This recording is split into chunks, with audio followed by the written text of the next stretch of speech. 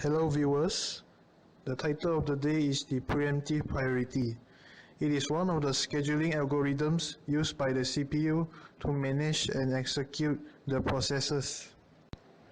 Priority scheduling emphasizes on choosing process with high priority over lower priority to be executed.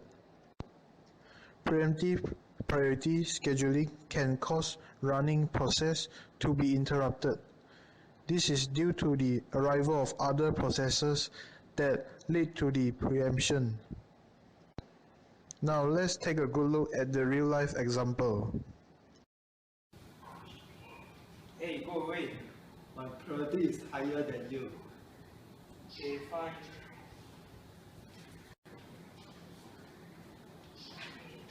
Hey, get lost. My priority is bigger than you. Okay.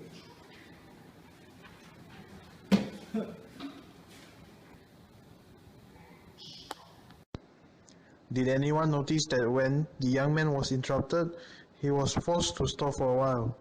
This is because the other young man came to get access to the computer. To solve a preemptive priority, we have to draw a Gantt chart to know the sequence of the processor that will be executed and label the process arrive time, burst time, and priority so that it is convenient when doing the Gantt chart. And now this is our question. This is our Gantt chart. So now we have to check with the process come first. Process 2 have a 0 arrive time. So we put process 2 first. The 4th second, the process 4 just come. So we have to force the process 2 to stop first and let the process 4 to execute. The process 2 stop at the 4th second. So the burst time of process 2 have to deduct by 4. Process 4 can be executed because the priority of process 4 is higher than process 2. At the 5th second, the process 1 arrives. Now the burst time of process 4 and have to deduct 1. And the priority of process 4 and process 1 have the same. So I don't know how to do now. Can you help me? Yes, I can. Now go away. Thanks. Be useful, I think. So, the problem we have now is the same priority, 4 and 4. In order to overcome this, we should refer to the arrival time first. So now, look at the arrival time. 4 and 5. 4 is lesser than 5. Therefore, we should choose P4, the process that arrived first.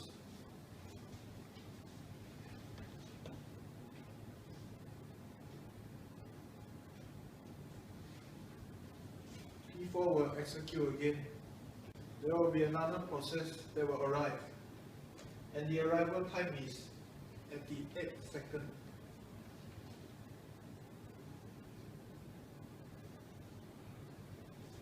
P4 will be interrupted and stopped.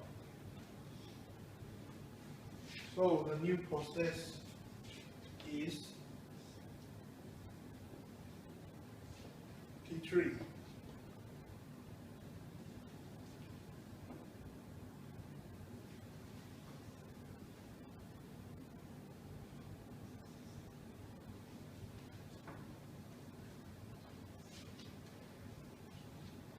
Now, we need to see which process to be executed again. Let's look at the priority.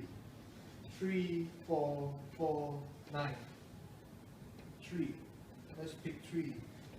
Process 3 with a priority of 3.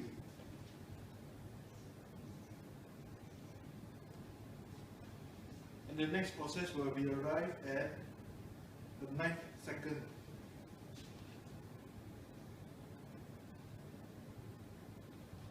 P3 will stop over at the 9th second. And this marks the arrival of the last process, P5.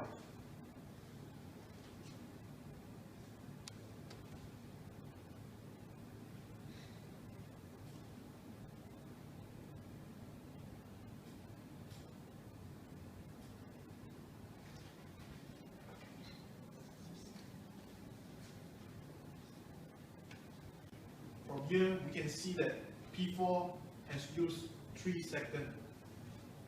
Hence, we need to update the table.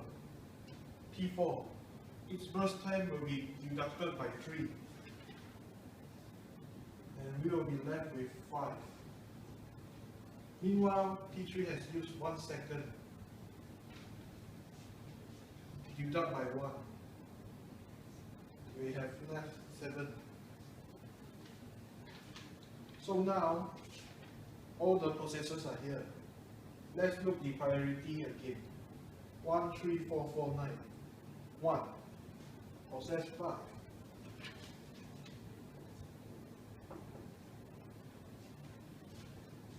Burst time 1.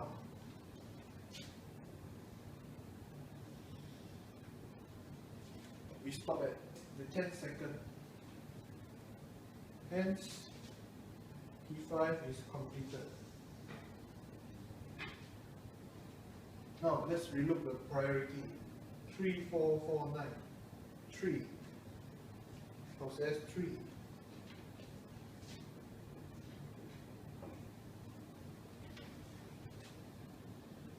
Burst time 7. 10 plus 7, 17. Process 3 complete. Then 4, 4, 9. The same priority. Let's look at the arrival time. 4. Let's use P4.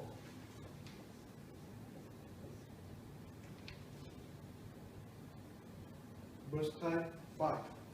17 plus 5. Completion time at the 22nd second.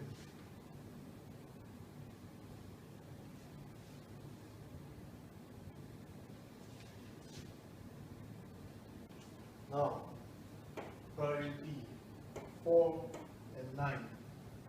Let's choose 4. Process 1, P1. P1 will run. Burst time 5. 22 plus 5. 27.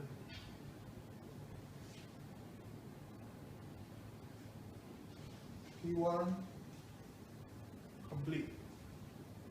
The last one, P2. Just add the remaining burst time.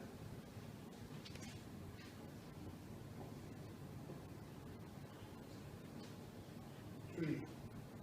27 plus 3. 30. That's all. After done this all processes, and we need to find the waiting time. Why we have waiting time? Because of the arrival time and the execution time is not same, and it will stop by the interrupt. And first, we do the P1 first. Let's see, P1 reached at 5, but we wait until 22 to execute, so 22 minus by 5, 17. P1 is done, so now let's do P2. P2 is reached at 0 and execute at 0, so he does not waste any time, but he wait for other execute for 4 until 27. So 27 plus 27 minus 4. When the P2 is done, now looks at the P3. The P3 reached at 8 and he executed at 8, so 8 minus 8. But P3 stopped at 9. It haven't finished, so he wait for P5. 10 plus 10 minus 9 equals to 1. It's done already, now looks at P4. The P4 reached at a 4 and he executed 4. So 4 minus 4. But P4 is haven't finished. He stopped at 8 and start execute at 17. So 17 minus 8 plus 17 minus 8 equals to 9. Now P4 is done. Now look at P5. P5 reached at 9 and he also execute at 9. So 9 minus 9 and he got width not done already, so no waiting 0. His waiting time is 0. Now is the last part, average waiting time. First step, we have to take a look at the answer we get at waiting time. The P1 get 17, P2 get 23, P3 get 1, P4 get 9, and P5 get 0. So we need to sum them out. 17 plus 23 plus 1 plus 9 plus 0 equal to 50. 50 is total waiting time. To find the average time, we use the formula total waiting time divide total process. The total process is 5. So we take 50 divide 5 and we get the answer 10.